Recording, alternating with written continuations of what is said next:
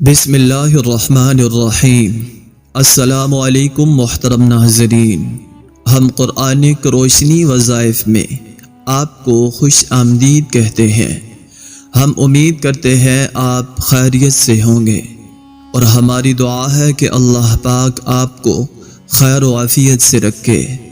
محترم ناظرین، آج کی ویڈیو میں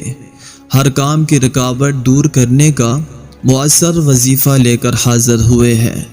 ناظرین، زندگی میں کبھی نہ کبھی کسی نہ کسی کام میں رکاوٹ آ جاتی ہے، اور ہر کوشش کے باوجود وہ دور نہیں ہوتی۔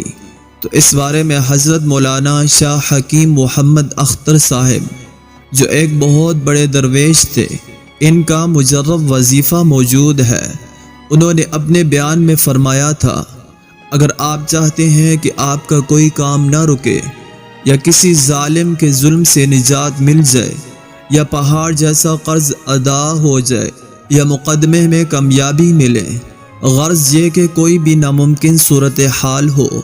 تو پس آپ نے اس کام سے پہلے یہ عمل کر لینا ہے۔ اور انہوں نے مزید یہ فرمایا کہ یہ وظیفہ ایک ہی بار کرنے سے آپ کو حیران کر دے گا، یعنی پہلی مرتبہ کرنے سے انشاءاللہ اللہ پاک کی مدد حاصل ہوگی، اور آپ کو کامیابی ضرور ملے گی۔ عمل یوں ہے، ہر نماز کے بعد اول آخر ایک بار درود شریف پڑھنا ہے، پھر درمیان میں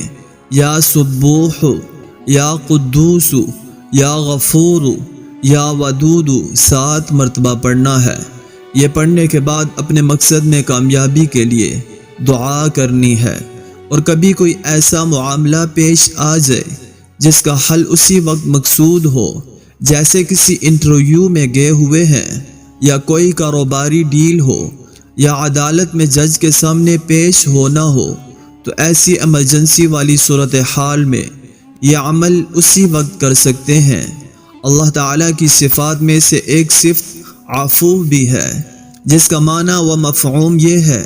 کہ مجرم، خطا کار و سزا و عذاب کے مستحق کو معاف کرنے والا، اور اس کی نافرمانیوں، خطاؤں اور سیئات سے درگزر کرنے والا،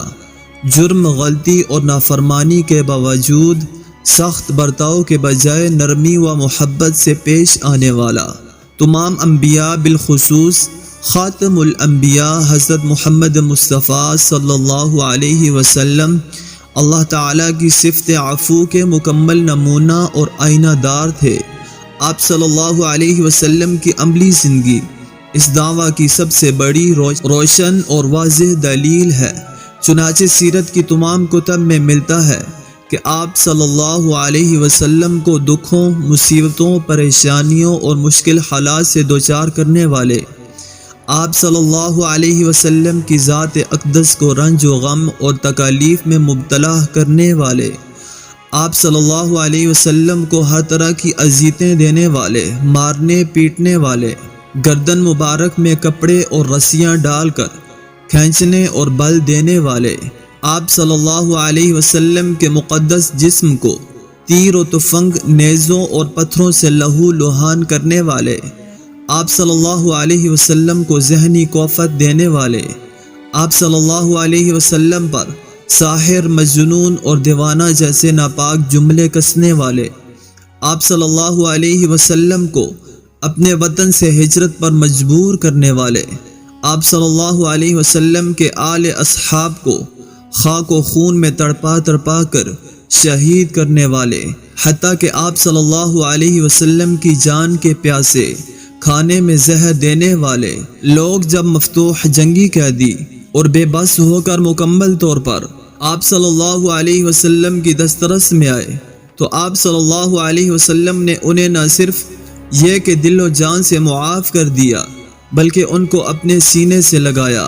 اور ان کے لیے اللہ تعالیٰ سے دعائیں کی۔ یہی وجہ تھی کہ وہ لوگ جو کبھی اسلام کو دل سے نکال دینا چاہتے تھے، اسلام نے خود انہی کے دلوں میں ڈھیرا ڈال دیا۔ انسانی معاشرے میں امن و امان اور سکون و راحت کا خوشگوار ماحول بنانے کے لیے اللہ تعالیٰ اور اس کے آخری نبی حضرت محمد مصطفیٰ صلی اللہ علیہ وسلم نے عفو و درگزر پر بہت زور دیا ہے۔ قرآن حمید میں متعدد مقامات پر عفو و درگزر کی فضیلت، اجر و ثواب، اس کی معاشرتی اہمیت و ضرورت کو واضح لفظوں میں بیان کیا گیا ہے۔ اللہ کے برگزیدہ نیک بندوں کی اعلیٰ صفات کا جہاں تذکرہ ہے، وہاں پر ان کی عفو و درگزر جیسی عمدہ صفت سر فہرست ہے۔ چونکہ غصہ کا آنا ایک فطری عمل ہے اور اس کی وجہ سے معاشرے میں خون خرابہ، قتل و غارت اور دشمنی و عداوت پیدا ہوتی ہے، اس لیے شریعت نے اس کا حل عفو و درگزر کو قرار دیا ہے۔ اللہ رب العزت ہم سب کا حامی و ناصر ہو، آمین۔ اب آپ سے اجازت چاہیں گے، اپنا ڈھیر سارا خیال رکھیے گا۔